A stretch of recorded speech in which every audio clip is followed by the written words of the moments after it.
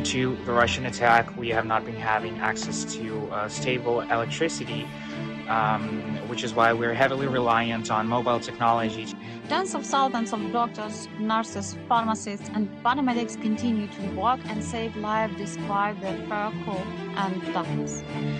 We need laptops, tablets, and power banks to work from the shelters and in liberated areas in order to provide uninterrupted social services to Ukrainians. The Laptops for Ukraine initiative will help us ensure the vital activity of the region in the critical situations. We need modern, powerful laptops, tablets, and any other gadgets that will allow us to work from the shelters. Providing laptops or any other computers that can work without stable electricity supply would be very helpful for us to be able to provide the most high-end diagnostics to children with cancer. The help of Europeans is extremely important and valuable for Ukrainians. We need laptops, tablets, technical support. Together with the Laptops for Ukraine initiative, we can save more families. In order for the Ukrainian healthcare system to continue its effective functioning, Ukrainian medical workers need stable access to computer equipment. That is why we are asking you for help.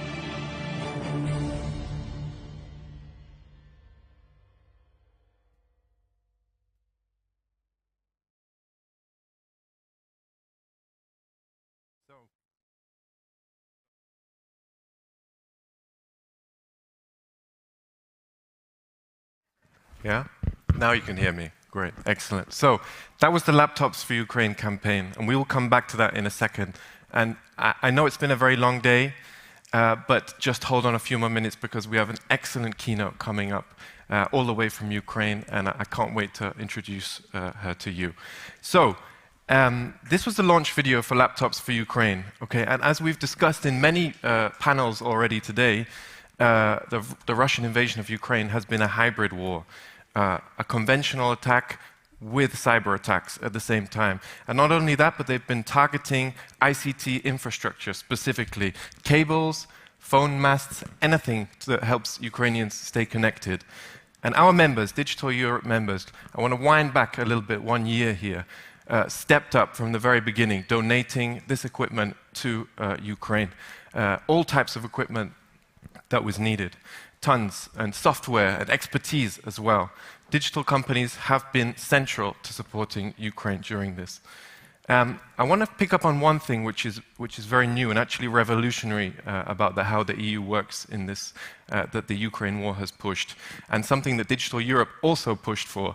And many of you might know the civil protection mechanism that the EU has. It's the thing that when, for example, there's a forest fire in Portugal, it allows for the helicopters or the water planes to be sent over from other EU companies to help. And right now, it's helping in Turkey with shelter, with equipment and everything else that's needed. Now, for the first time, this mechanism is now being used to also ship critical ICT infrastructure from Europe, from private donations, over to Ukraine. Okay, and this is a little revolution, and it also tells us something about how important connectivity is for countries like Ukraine, but also in Europe. Now, I want to give a little update on the campaign so far, because Digital Europe, as you know, we are an office of 50, you might not know, but we have 50 people here in Brussels. So how are we going to conduct a Europe-wide campaign? And what we decided to do was reach out for help. Okay, each one of these dots on this map represents a collection point. It could be a church, for example, in Trier in West Germany, or it could be our members in Estonia, in Germany, in the Czech Republic, our national ICT associations, or a group of students in Granada, all of whom have offered their support to collect equipment from the local community for it to be shipped to Ukraine. So we have 16 of these collection points now, as well as here in Belgium. At the same time, I want to announce today, and Cecilia mentioned it also this morning, that since the beginning of the war, that means 12,000 devices have been shipped to Ukraine, and there are 13,000 waiting to be delivered right now as well. So huge efforts from Digital Europe, its members, and the community of Europe. But we didn't do this alone. So I would like to welcome, as well as Cecilia, onto stage, Valeriya Ionan, the Deputy Minister for Eurointegration at the Ministry of Digital Transformation. Please take a seat here. We also have from the European Commission, I believe here, Camilla Klock, Director at DG Connect, whose director has been leading this project with Digital Europe. Thank you. Please take a seat. Good to see you. Hello. Thank you, Cecilia. So we have, please take a seat over here. Thank you. So now we have all three partners on stage, Digital Europe, Ukrainian government, and the European Commission. And I wanted to start with you, Valeriya. We'll hear more from you in a moment, but specifically on devices. Why are laptops, phones, and tablets so important to Ukraine? Oh, thank you, Chris, for this question. Well, what can I say? We really need those devices for different user cases. First of all, we need it for our critical infrastructure. We need for our schools. We need those devices so school children could basically study in shelters or while at home. We also need laptops and tablets for our hospitals.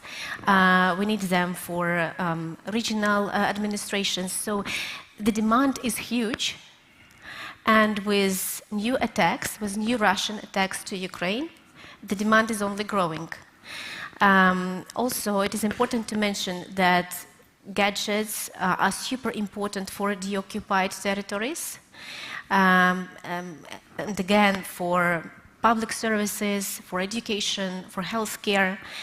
And it is also important and very emotional moment. For example, there are a lot of orphans because of the war, and it is important for us to give to everyone opportunity to use the device. Thank you so much. Camilla, now turning to you, DG Connect. Obviously, this campaign started in December, Laptops for Ukraine, but the European Commission and DG Connect specifically has been helping Ukraine for a lot longer than that. Maybe you could tell us a little bit more about how the Commission has been helping. Thank you very much, and thank you for inviting us for this very important moment. Also, there is a very good announcement. We already delivered together with Digital Europe a substantial amount of laptops, but there is also a collection that is ongoing, and we have another delivery ready, and we will be continue working on it. So it's extremely important also for everyone here to know that this is a project which will be continuing and ongoing in order to help Ukraine as much as we can. In terms of how it started in DigiConnect, I have to say it's very much related with people. It's always the engagement, the way people take upon the tasks is very much dependent on also individual choices. And I have to say that in DigiConnect, in my department, we have a very dedicated team of colleagues who are in close contact with Ukrainian colleagues to make sure that things are moving, that things are happening. And since the beginning of this unjustified invasion, colleagues de facto started working either with operators, when we help operators who already voluntarily started to help Ukrainian population, especially those who were displaced and left Ukraine, in terms of roaming, in terms of many of the elements that are necessary for connectivity. This is where it started. And it continued from that. There is some of my colleagues from this team are here, Emina and Lars, so they are there. There are also colleagues who couldn't make it today because Kasia and Erika were really in daily contact with your colleagues as well. So it's really very much depending on people. And that was also very much individuals who wanted to help, who were looking how we could help. And this is something which needs to be very much underlined, because if not dedication of the colleagues, I don't think we would be able so quickly to move forward. But in terms of practical terms, we had established very quickly contacts with the Ukrainian ministry, with your ministry.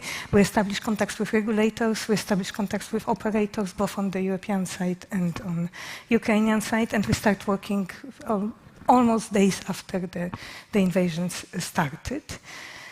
The Commission also established a platform that you all know, Tech for Ukraine, which is also extremely helpful because it's the exchange of information. We also coordinated with the member states, with the Council, and to ensure that there is a collection of equipment, coordinated collection of equipment, because it was very important. At the beginning, it was very much French presidency that was trying to do it.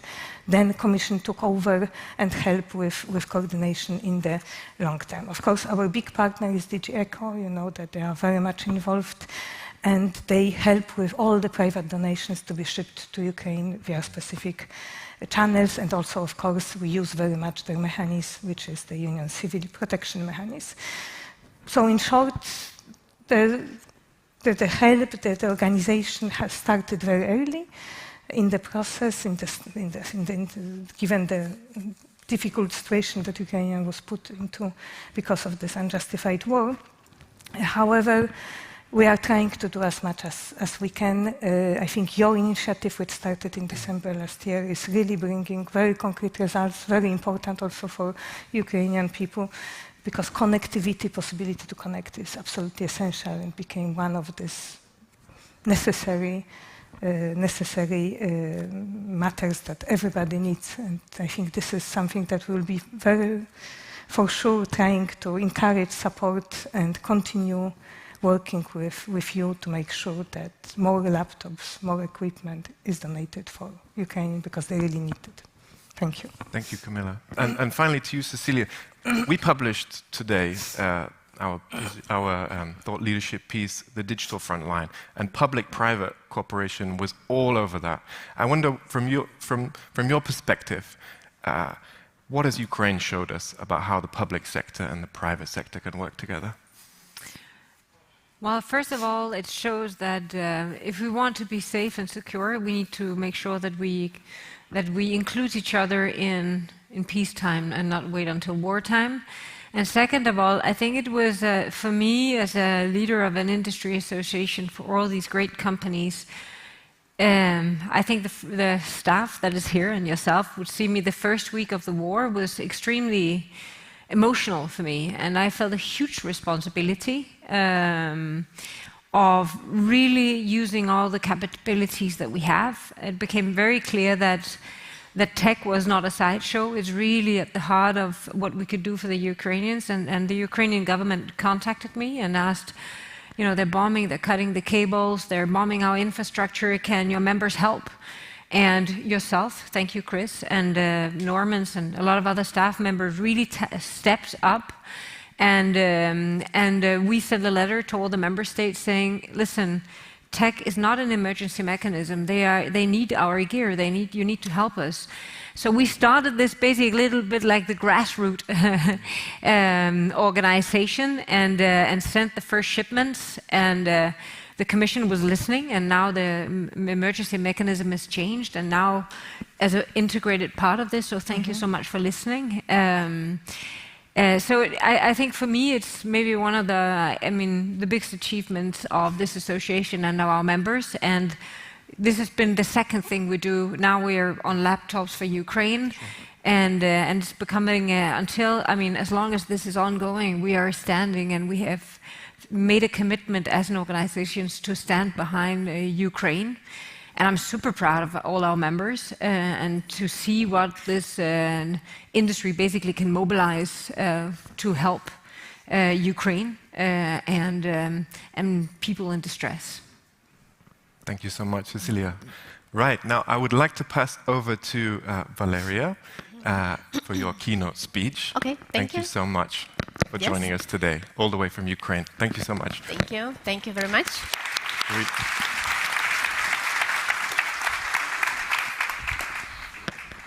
So while colleagues will help me with the presentation, hello once again, and thank you for your attention. And I will really ask for your attention for a couple of more minutes for a very, very, very, very special moment for me. Because I really want to thank to European Commission, but also to Digital Europe and to Cecilia for this initiative. And especially for this moment, for this event, I came from Kyiv, not alone. I came with a special award. So if I may, I would ask you to join me on the stage just for a couple of more seconds. It's a surprise, so please support me and support Cecilia. Please come on the center, to the center. Thank you. So this is a very, very special award, which is very rare, because we give it to businesses and to associations and to initiatives or to concrete people for their outstanding support to Ukrainian people during war. And I want you to open it first of all. Yeah? Yes, open. No worries. We will show to everyone. On behalf of my minister and minister, I am proud to give you this Ukraine Peace Prize award, which is signed by the President of Ukraine, as you may see. Please read what is written here. If I can see, it says, on behalf of the Ukrainian people, with gratitude for the support during a pivotal moment in our nation's history. You can take it, show it to everyone. From other side. Oh, it was upside down, like this. Yes. We thank you so much for this, for all your support. This initiative really helps Ukrainians, and we want you to know that we do appreciate it a lot. So thank you very much for our cooperation, for your support, for all your work, and thank you for supporting us. Photo? Yes. Thank you very much. This is quite a surprise. Thank you so much. It's the least we can do. It's the least we can do. Thank you so much. Thank you. I will help you.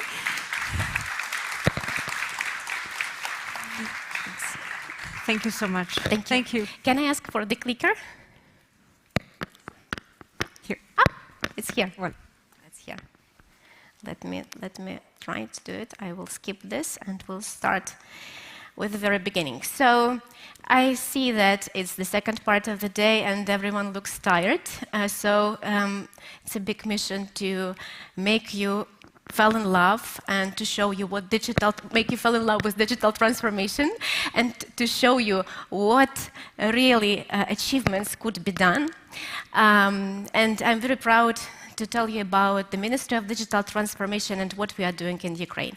So just briefly, the Ministry of Digital Transformation of Ukraine is the new ministry which was inaugurated in 2019 as a response to presidential promise, state in a smartphone.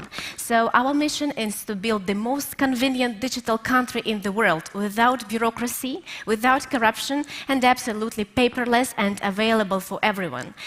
That's why we created 4 main strategic goals in the very beginning: to make 100% of public services available online, to cover all the country with an access to the internet, to teach people with digital literacy, and to develop IT industry. We have a very special organizational structure in the Ukrainian government. We have a position which is called CDTO, Chief Digital Transformation Officer, who operates on the level of Deputy Minister and also on the level of Deputy Governor. So we have CDTOs on national level and on regional level, and our minister has a status of Vice Prime Minister, so that's why we can coordinate the digital transformation on both of the levels. So to achieve all of the strategic goals, we have created an ecosystem of digital projects which is called DIA. DIA in Ukrainian means action. DIA is an ecosystem which has 5 different projects. The first one is the mobile application DIA, which is our core product, and which is about digital documents in smartphone, most popular public services in smartphone, and digital signature. Today we have 19 million users of DIA. If you don't believe me that this works, please come after my speech and I will show you it on my smartphone or any of my colleagues. So just a short video. What is DIA? DIA is a state in smartphone. It is a useful tool that cares about millions of Ukrainians on a daily basis via DIA app. Ukraine is the first country in the world that allows its citizens to use digital passports as an alternative to physical ones, using which you can open a bank account in one click and travel around the country without originals. Your digital documents and variety of public services are available in one application, from driver's license to birth certificate, from paying taxes to sharing your car. Even nationwide polls are a direct expression of e-democracy, anytime, any place. No paperwork, no stress, no lines, no bureaucracy. State in a smartphone works 24/7, 365 days per year. Convenient, invisible, human-centered. This is DIA, basically. So for today we have 14 digital documents in the smartphone, 20 services that were developed before the war, and around 20 services that were developed during the war last year. So we pay taxes through DIA, we pay fines through DIA, we vote through DIA when it comes, for example, to some important topics like who will be the jury of Eurovision. That was one of the last polls, for example, and many other really important questions. DIA is installed on 70% of smartphones, and every second Ukrainian uses DIA. Also, one important service is a DIA signature, which helps us to sign documents and to open bank accounts through DIA application very quickly, only in a few clicks. During the war, we have had to shift our strategy, as you may imagine, on launching new services.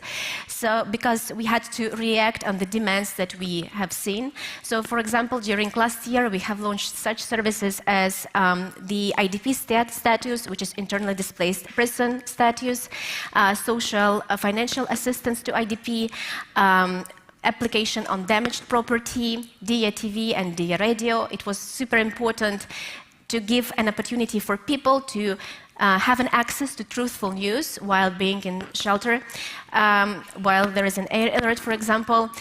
We have also launched Ivorok, which is a chatbot which helps Ukrainians to help our armed forces by informing on the dislocation of Russian troops or Russian equipment and many others.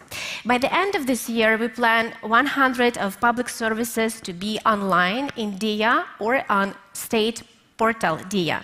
What is also very important is that for a long period of time, Ukraine has learned a lot from Estonia, and we are super honored that Estonia now used DIA code base and UX UI design to implement Estonian DIA called MRIC.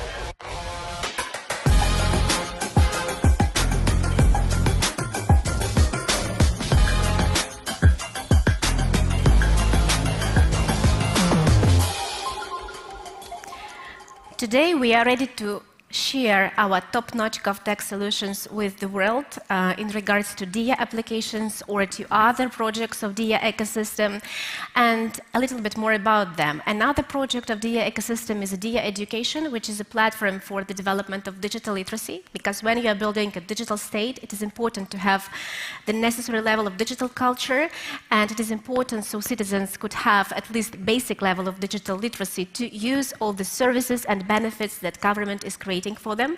So DIA Education is an educational platform with more than 95 educational series in edutainment format, in microlearning format, with stop lessons and tests for different segments of target audience, including people of elegant age, for scholars, for people of different professions. And last year, in the end of last year, we have received a grant from Google, which helps us now to upgrade this platform. And we will have a new launch in May of DIA Education. So the new platform will give a possibility for a user to receive individual educational trajectory. We will also have a separate section on reskilling, upskilling, employment, with interactive simulators to test not only knowledge but also skills, with opportunity to find a job right after passing the tests or the courses on the platform. And all of this will be available in Ukrainian and also in English, with lots of new content on digital literacy, but also on new professions.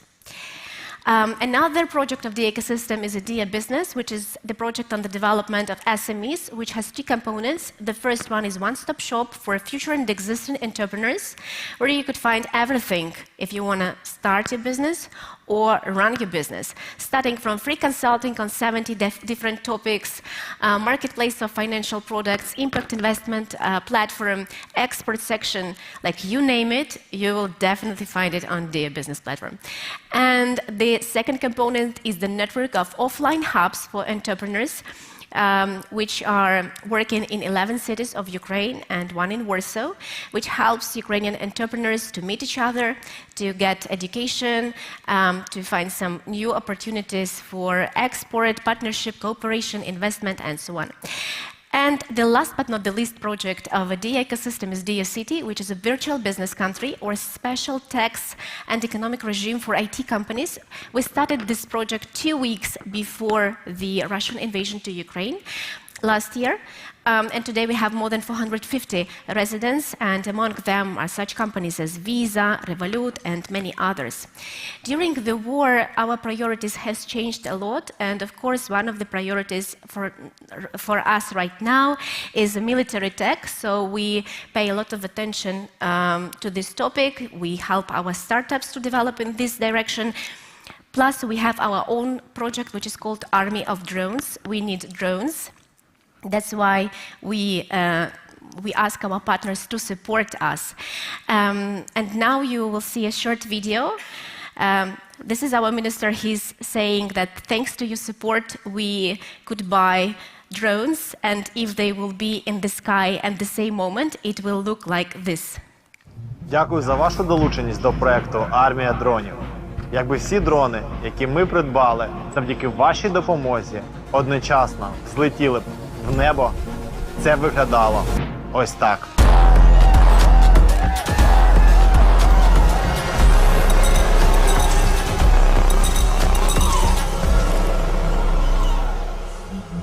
We have a separate initiative, United 24, and if you would like to join this project and to donate for the drones or help us with the drones, this is something which is very important. So you can just go to u24.gov.ua and choose the drones section. Also, during the wartime, you know that Russia destroyed a lot of telecom towers and a lot of buildings, and for us the connection was and is very important, and thanks to our partners, we've got more than 30,000 Starlink terminals, and we still need more. But with these Starlink terminals, we really can restore the communication fast, especially when it comes to the occupied territories. As I mentioned before, we have a great program which is called United 24, which basically is about fundraising to help Ukraine for rebuilding or for medical or for different other directions. We have lots of ambassadors for United 24 who helps us with bringing more partners. So if your company would love to join, please join the United 24 initiative. And since I see that I not have time, I just want to show you one last video, I promise, about Ukraine Vision 2030. This is where we are going every day, thinking about it, working on it, and I'm sure we really could do it. So please attention to the screen.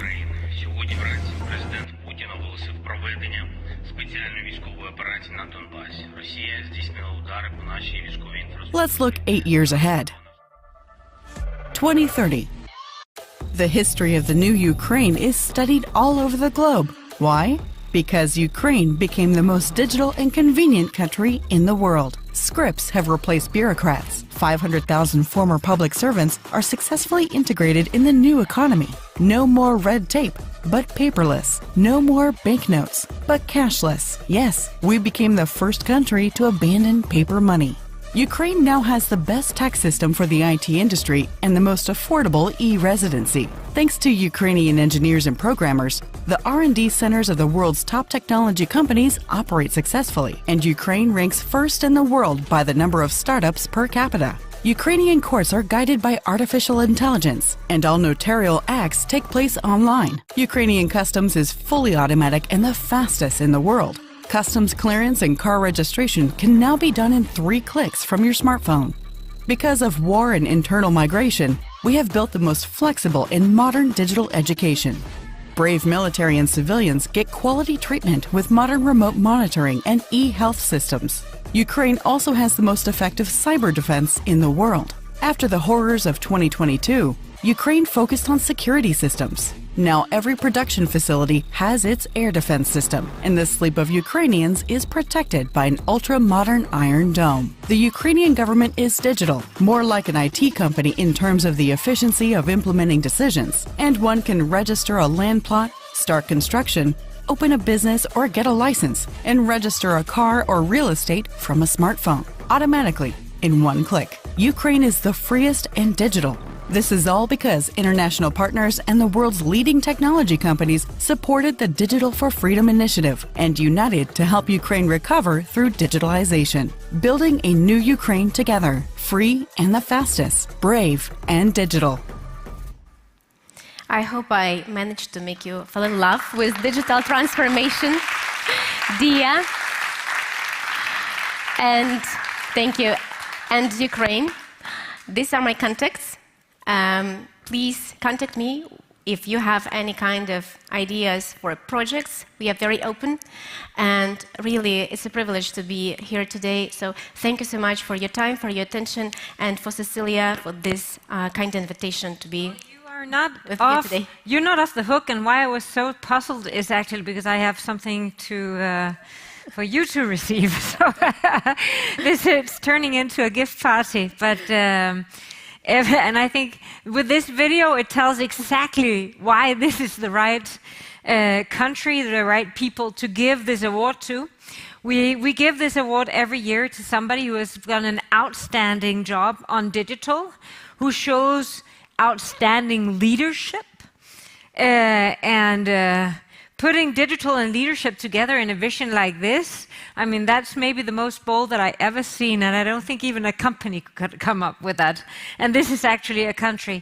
I'm amazed with, I mean, I spoke to you yesterday, and I have all these difficult questions on why didn't we do that, and we should have done that, and you said, stop thinking about the past. Right now, we only think about the future. If not, we lose energy in solving the situation. I was like, okay, I feel so stupid.